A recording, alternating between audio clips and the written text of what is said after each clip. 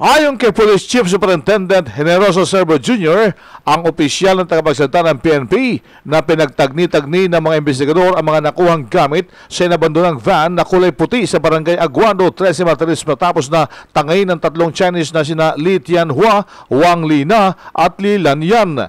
Silang tatlo ay sakay ng service vehicle ng Cavite Provincial Jail kasama ang 4 na mga provincial guard at driver nang harangin ng 2 van sakay ang 20 armadong kalalakihan kahapon at kinuha ang 3 inchik na haharap sana sa pagdinig sa kaso ng drugs sa 13 Martires Municipal Court.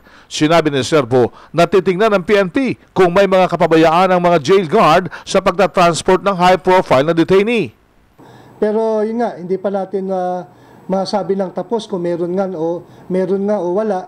Ito ang isa sa mga tutukuyin ng ating PNP sa Cavite. At alamin natin yan from the provincial guards kung bakit nga nangyari ito. Sinabi pa ni Servo na nagsasagawa ang PNP Cavite ng dragnet operations at posibleng matunto ng mga suspect sa pamamagitan ng mga naiwang gamit sa inabandonang van.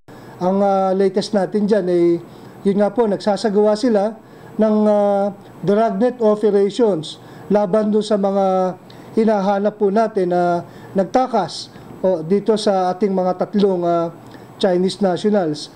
Meron silang mga na-recover na van at ibang mga personal effects na galing sa ating mga suspects at mula dito sa mga pieces of evidence na na-recover nila ay ito ngayon ay kanilang iniimbestigahan din na posibleng matuntun natin kung sino ba yung talagang gumawa nito. Ang pahayag ni Police Chief Superintendent Generoso Servo Jr. sa Campo Crame. Yan ang DCRS News, RH911, Bing Formento, naglilingkod sa pagbabalita.